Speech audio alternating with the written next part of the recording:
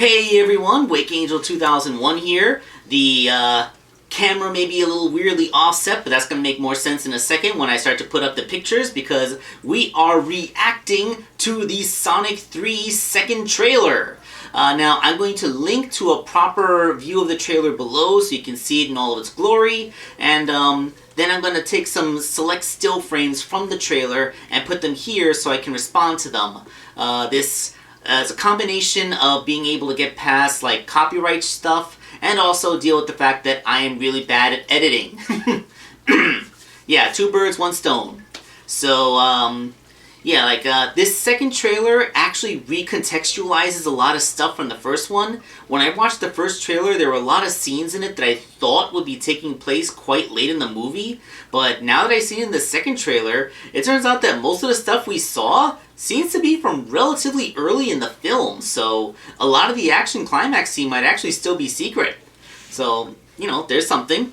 Like, so there may be some new stuff revealed in this trailer, but I think that it's, like, stuff that happens in, like, maybe the first third, maybe a little bit of the second act is in there, too. But I think that, like, the action climax scenes might actually still be quite secret to us, so that's exciting. But still, let's take a look at what we actually see. So, we're starting off with the Chow Garden. I like how there's some, like, Japanese text there, so let you know that this is one of the scenes that takes place in Tokyo. Scenes, we have some major locations here, like, there's going to be scenes in England, then scenes in Japan, and probably some scenes in the United States, you know, by virtue of the fact that, you know, that's where Tom and Maddie live. But, yeah, like, I kind of like we get acknowledgement of the Chow. Although I'm wondering, are the Chow going to be creatures that actually exist and they made this little theme restaurant for them?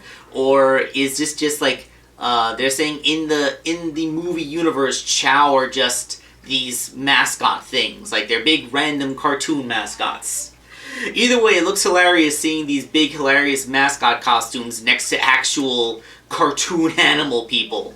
Like, this is just kind of meta here. Like, it's kind of like when you're watching an episode of The Simpsons and it takes place in a scene where you have people dressed up as characters from cartoons. Like, you got a cartoon dressed as a different cartoon interacting with a cartoon. How this it's just kind of funny. I'm amused seeing this.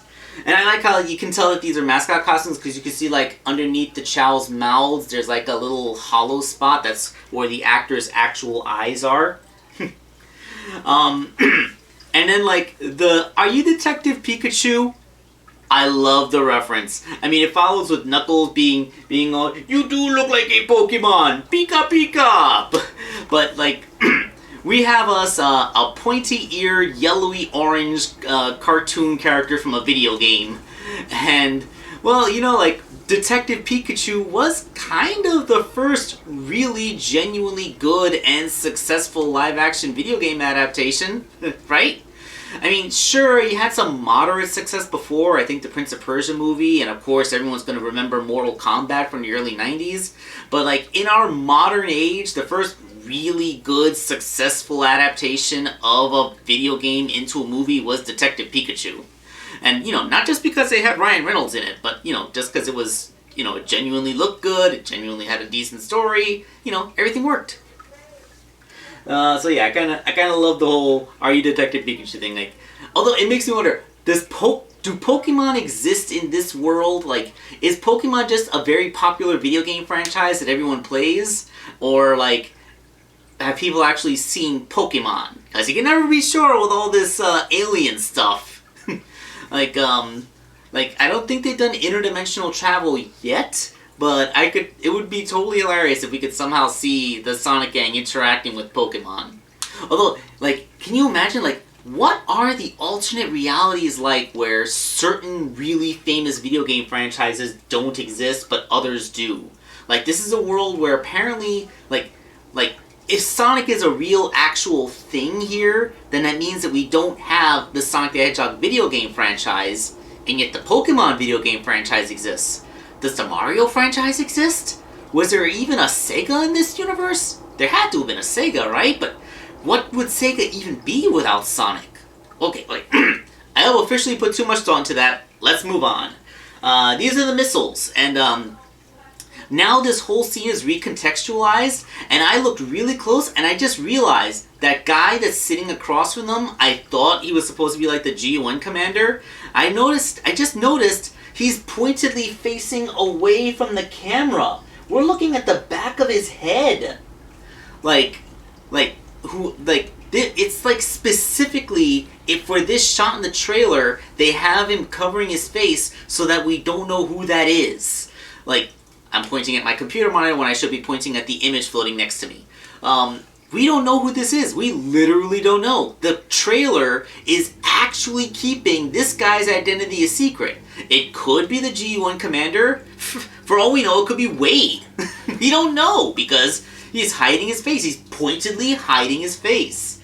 That is so weird that they actually go through that. I bet that this is like an alternate, like they did a specific take just for the trailer where we can't see his face because like it's a revelation in the movie who they're talking to.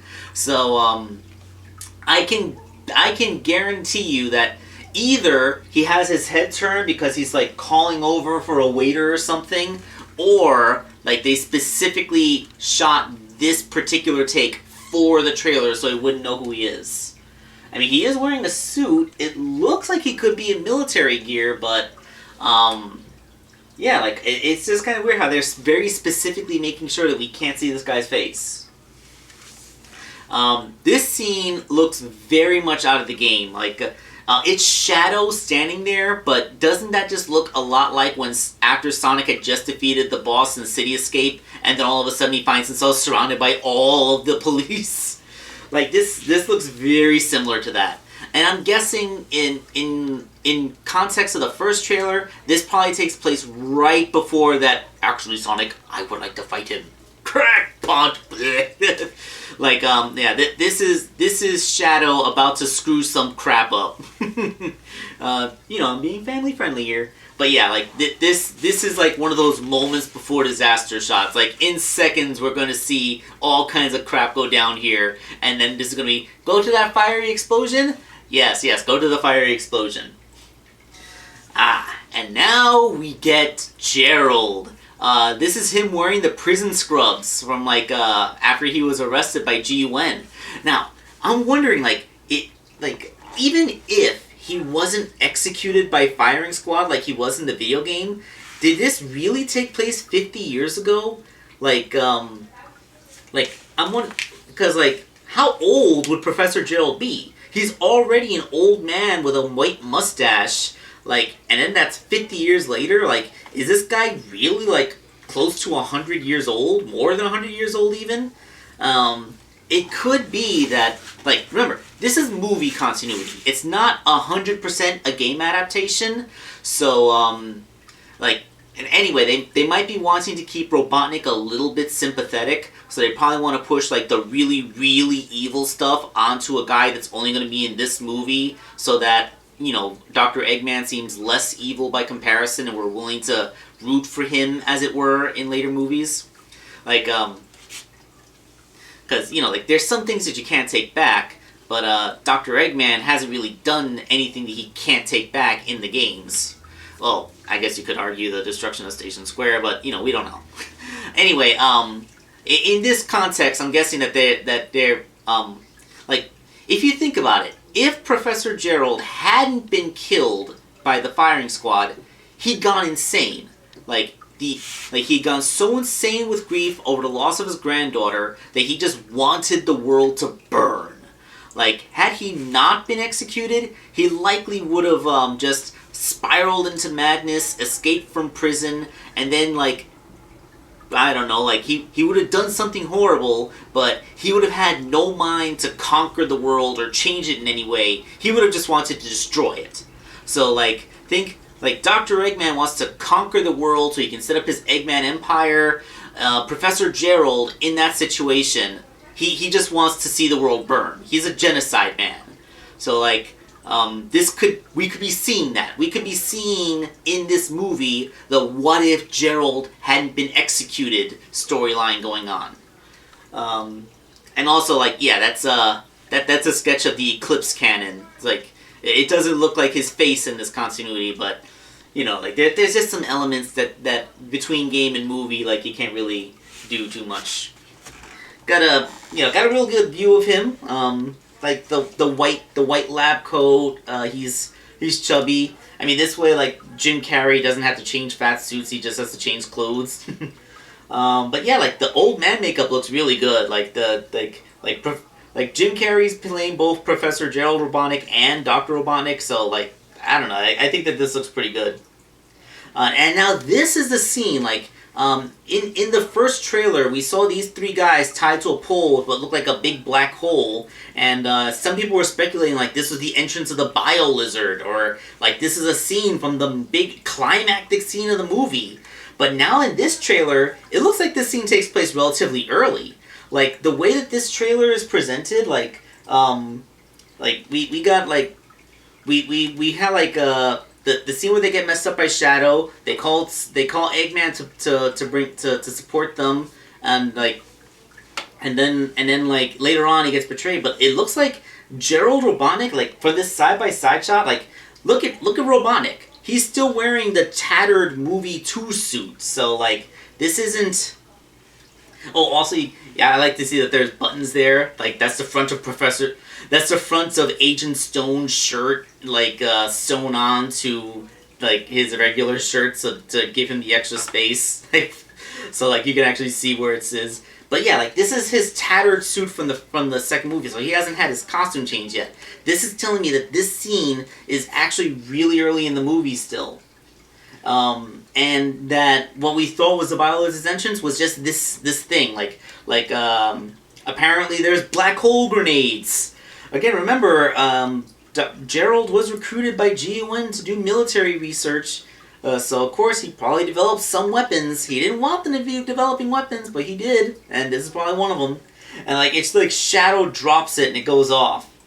And then they show like I think they show a little bit too much of this scene. Like it is hilarious seeing Knuckles holding them from getting sucked into the black hole with his very teeth as Sonic uses the one ring rule, like see, remember, when you're playing the game, no matter how bad things go, as long as you have one ring, you can move on. So I'm guessing, like, Sonic secrets away a ring in his glove cuff just for emergencies like this, and I swear, they had better have him say, as long as you got one ring, like, some variation of the one ring rule had better be in this scene.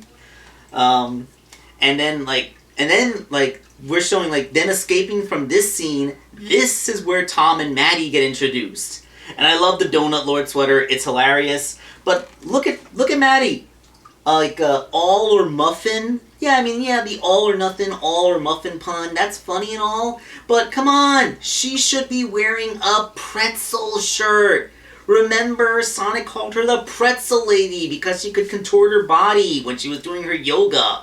So, like, if he's going to be wearing the Donut Lord sweater, she should be wearing something pretzel-related. Like, I don't know. I just think that was a missed opportunity for a callback joke, and I am disappointed.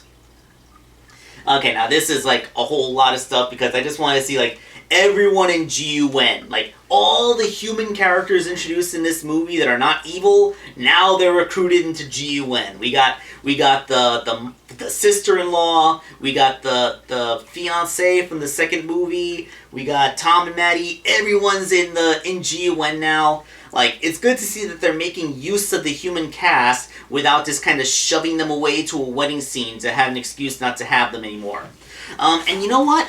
I'm okay with this. Like, in the second movie, it was okay to get rid of everybody except Sonic and Tails because we needed Sonic and Tails to develop together like they do in the games. Like, we need them to meet, we need them to support each other. We needed that dynamic of them meeting, learning about each other, becoming friends / enemies, all that stuff. We needed them to do that, and we needed it to be done separately from any cast members that might serve as like adult supervision or parental guidance. Like, no, we needed them in their own, but now that they're established, they have their dynamic, now we can have everyone come in and like not interfere with the dynamic. The dynamic's evolved, it's there.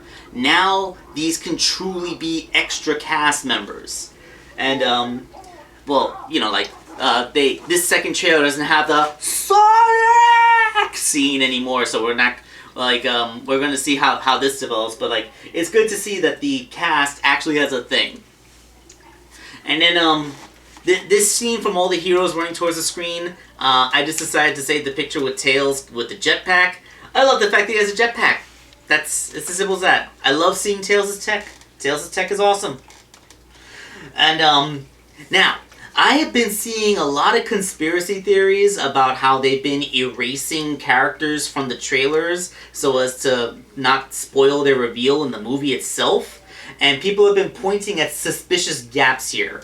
So, like, here we see, like, Robotnik still in the tattered outfit, so relatively early in the movie. And then you have, like, Shadow standing next to him. And then you have Gerald Robotnik on one side and Agent Stone on the other. The balancing seems off here. There's a big gap between Robotnik and Agent Stone, and like you have two characters on one side, but only one on the other side. It makes it feel like there should be another character there. Some people probably would point at stuff like this, and they will put a circle in that empty spot saying, "There, see, they're gonna put Rouge here, but they're keeping her secret." Like, I don't think that there would be any reason to keep Rouge the Bat secret at this point. Like, if Rouge was here, she would have been in the trailer. She's a very big draw. People like Rouge. Rouge is popular. So, you know, put her in there. Have her voiced by a sexy celebrity. Or, barring that, have her voiced by her actual voice actor from the video game, like Tails is. Because, you know, people love that. So no, if we're gonna have Rouge or Amy play a really big significant part here, they wouldn't be editing them out of shots like this. We would already know. So I'm sorry guys, but I'm on the team of like we're not getting Rouge here. Like they're keeping the cast small. Hoping to see them in Sonic 4, but I sincerely doubt that they'll be here unless it's like in a post-credit sequence. And this is a shot. They finally did it. They finally got a game-accurate Dr. Eggman costume. And I love how Gerald is wearing a white version of it. So it's like his lab coat, but it's like, you know, like, it's the thing. It has the... Oh, do I have a... Like... I just got an extra life. Okay, disabling ringer. Like... Yeah, like, we're getting, like, we all have this, we're familiar with this, we know this, but now, like, jeez, I can't believe this is the only one I have to reach for on hand. We're finally doing this! We have this look, we have the thingies, we have the stuff, we have the look. Like, that's it! Dr. Eggman finally has his costume. Of course, now it pisses me off that they made the action figure of this and not the action figure of that. They had better make the action figure of that outfit for a later wave in the action figure line. Like, no, seriously. Like, Jax, now you gotta make this action figure. I'm happy that you made this action figure because, like, it scales with my 4-inch figures from the first movie. I'm not angry that I have this. I like that I have this, but I want that. I want that. And yeah, it seems that the in-universe lore excuse for this look is that it seems to be tied into, like, the Space Colony arc. Oh, that's what they're in. They're in whatever this movie's version of the arc is, because we've already seen the liftoff scene from the river from the first trailer, and all that lightning stuff going on in the background is Shadow running laps around it, providing energy to power this thing. Like, remember in the first movie when Sonic was running around that baseball diamond and he caused a blackout that put the entire Pacific Northwest out? Like, this is them figuring out how to tap into that and powering a space station all the way up into orbit. Like, yeah, I mean, a space station that goes all the way up into orbit, yeah, that would be enough power to energy to power a few hundred homes, 1,000 homes. Or, you know, do this they're doing a blowing up the moon sequence. Although, this is like a laser just slicing through the moon like a cutting torch. Like, holy crap, that is awesome! Although I think the specific way that this is destroying the moon, I believe that that's something that will allow them to still have the moon intact later on. Because, like, He's cutting the moon, but the two pieces, they might separate a little bit, but then like their gravity will pull them back together, and like maybe you'll have the moon and there'll be like a really suspicious linear chasm that you might still be able to see from Earth, like hey, the moon has a big line on it now, but like it'll still be a round moon. So like in the future they won't have to do a whole bunch of orbiting moon debris. Which, admittedly, in the games, they never really acknowledged. By the time we actually got to see the moon again in the games like Sonic Unleashed and stuff, the moon was intact again. I mean, like, let's do some real science stuff. If you did a Sonic Adventure 2 style thing where you blew up a huge chunk of the moon, there will be a few pieces that would reach escape velocity and fly off to random parts of the solar system, but some of the larger chunks would never escape the moon's gravitational influence, and they wouldn't be able to orbit next to the moon. That's not possible. Like, in order for an object to permanently stay in another object's orbit and not orbit it, it wouldn't be able to orbit the moon because the Earth's gravity would interfere with that and cause it to become unstable and would either crash back onto the moon's surface or be flung into space. But the only way that it could actually stay next to the moon would be if it was way out in one of the Lagrangian points. The one that's like 60 degrees separated in the moon's orbit, that's the only stable place where random debris can be in the same orbit as the moon and not be disturbed. And even then, like gravitational interaction with the sun and Earth could still make that untenable over a long period of time. So anything that doesn't and trust me, it's not reaching the Lagrange point from there. It's just not. So like within a few years, maybe a decade at most, all the debris is going to collapse back onto the moon's surface, and because it's so big, it will make itself round again. So within maybe 10 years or so, the moon will be round. Maybe one of the hemispheres will look unnaturally smooth, as the impacts might have caused it to melt again, and any craters and details will have smoothed themselves out. So but this will just expedite the process. Like, it'll let you know, like, oh, he cut the moon in half, but it put itself back together within months. Like, I've spoken way too much on this. I'm just flexing my space knowledge. This is what you want to see. Like, seriously, like, I swear, they absolutely must have been in communication with the people developing the prequel animation for the Sonic X Shadow Generations thing, because this seems lifted right out of it. Sitting in that field of white flowers, the bonding, like this is what everybody wants to see. This is Shadow's backstory. They're showing like this element of the movie version's backstory is pretty much the same as the games. So, that's that.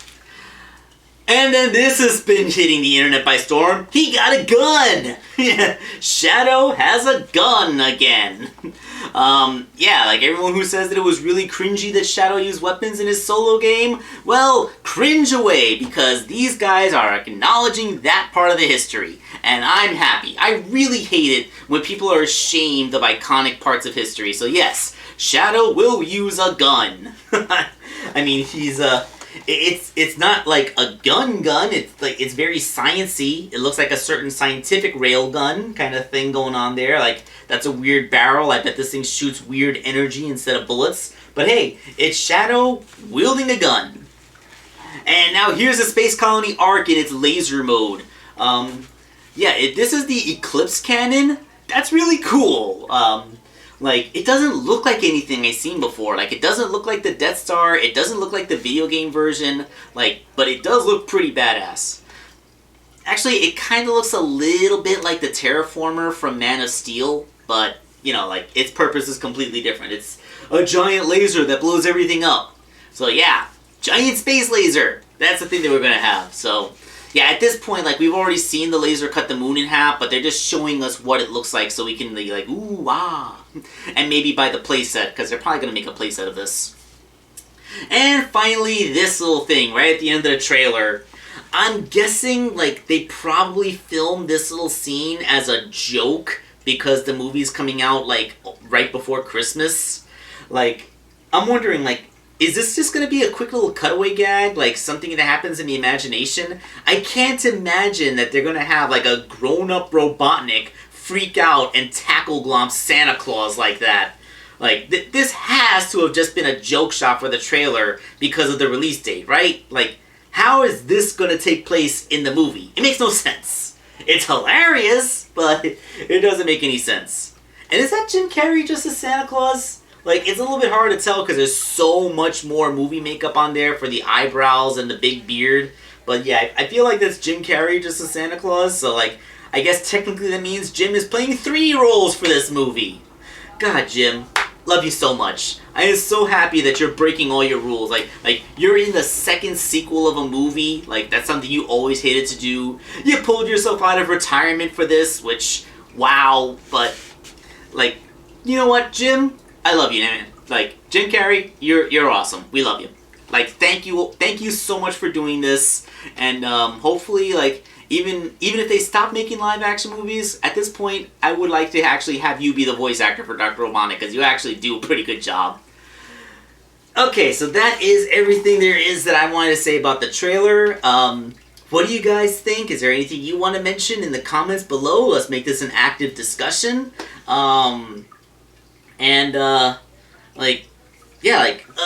As the movie gets closer, if there's any leaks or stuff, don't discuss leaks and spoilers in my comments. I do not want that. Let's keep any discussion here, speculation for things that has been revealed in this trailer and the one before. Can we do that? Yeah, like a little bit of respect for the people that don't want to be spoiled before they go into the movie, myself included. Thanks. So this is Wake Angel 2001 signing off.